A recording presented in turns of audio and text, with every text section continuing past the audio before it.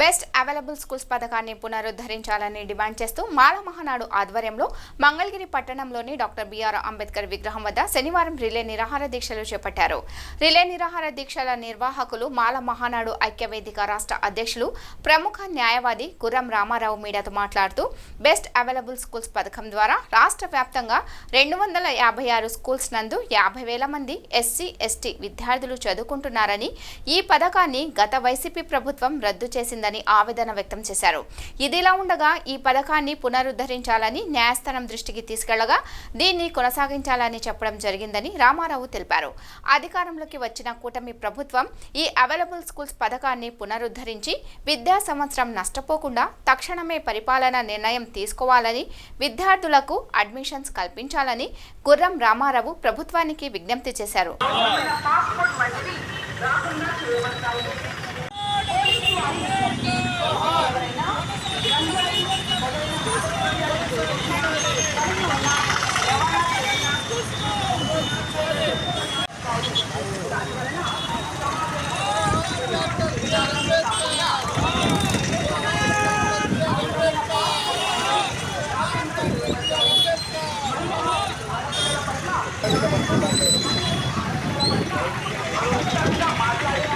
Open చేయబడతాయి. ఇటువంటి నేరాలకు సమాజంలో కుటుంబ పరువు దిగజారడమే మహిళలు ఆడపిల్లల పట్ల కాకుండా వారిపై రౌడీ యాక్ట్పై విచారణ చేయడం జరుగుతుంది.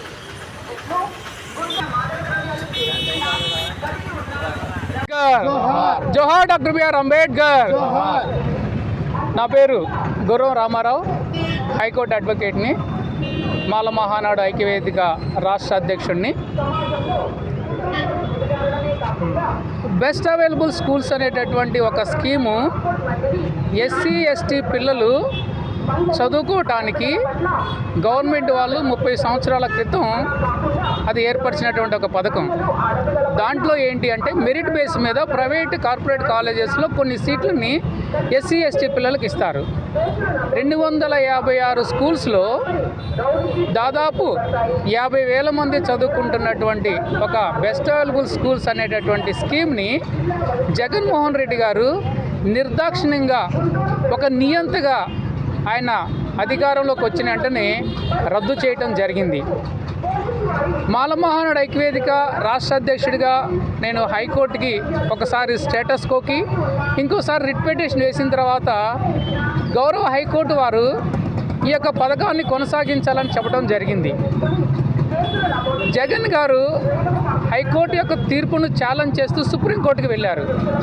సుప్రీంకోర్టు కూడా కింద ఇచ్చినటువంటి గౌరవ హైకోర్టు తీర్పును సమర్థిస్తూ ఈ యొక్క స్కీమ్ని కంటిన్యూ చేయాల్సిందే అని చెప్పడం జరిగింది.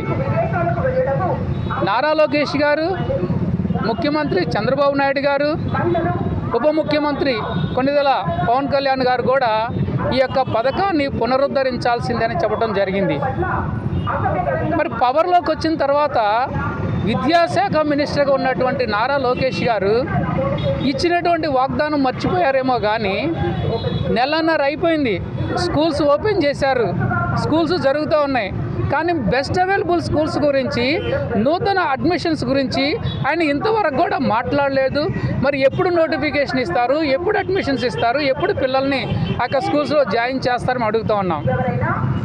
మీరు తప్పనిసరిగా ఈ యొక్క సంవత్సరం నుంచే బెస్ట్ అవైలబుల్ స్కూల్స్ అనేటటువంటి పథకాన్ని పునరుద్ధరించాలి. మీరు వెంటనే తక్షణమే నోటిఫికేషన్ రిలీజ్ చేయాలి, ఎగ్జామ్ పెట్టాలి, పిల్లల్ని ఆ స్కూల్స్లో ఈ యొక్క సంవత్సరం నుంచి జాయిన్ చేయాలి.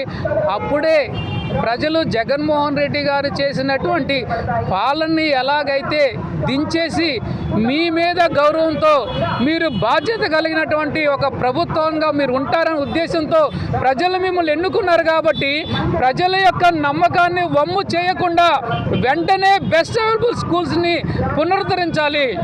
రాష్ట్రం మొత్తం కూడా ప్రతి జిల్లాలో నిరాహార దీక్షలకు మా వాళ్ళు సిద్ధపడతా ఉన్నారు. కలెక్టర్లు కలిశారు, ఎంఆర్ఓలు కలిశారు, ఈ యొక్క స్కీమ్ని పునరుద్ధరించమని కోరారు. మీరు ఈ యొక్క దీక్షల్ని ఈజీగా తీసుకోవద్దని చెప్తా ఉన్నాం. ఈ యొక్క దీక్షలు ఈ యొక్క రాష్ట్రంలో ఒక మహా ఉద్యమంలాగా అవుతాయి. లాస్ట్ 5 సంక్షేమ సేవా సంఘం రాష్ట్ర అధ్యక్షుడిని. ఈరోజు గుర్రం రామారావు గారు ఒక మంచి ప్రణాళికతో గత ప్రభుత్వం ఏదైతే బెస్ట్ అవైలబుల్ స్కూల్లో పేద విద్యార్థులకు ఉచితమైన సీట్లను చదివే వాటన్నిటిని కూడా ఏ విధంగా అయితే తీసేస్తే మాకు 4 సంవత్సరాలు జగన్మోహన్ రెడ్డి మీద పోరాటమే సరిపోయింది. ఈ రాష్ట్రం మొత్తం మీద మరి గుర్రం రామారావు గారు ఆయనకున్నటువంటి సబ్జెక్టుతో మంచి ఆలోచనతో హైకోర్టులో దీన్ని తీసుకురావడం జరిగింది. గెలిచాడు, తీసుకొచ్చాడు, ప్రజలంతా సంతోషించారు. కానీ జగన్మోహన్ రెడ్డి దాన్ని కూడా నిర్వీర్యం చేశాడు, ముందు కొనసాగివ్వలేదు.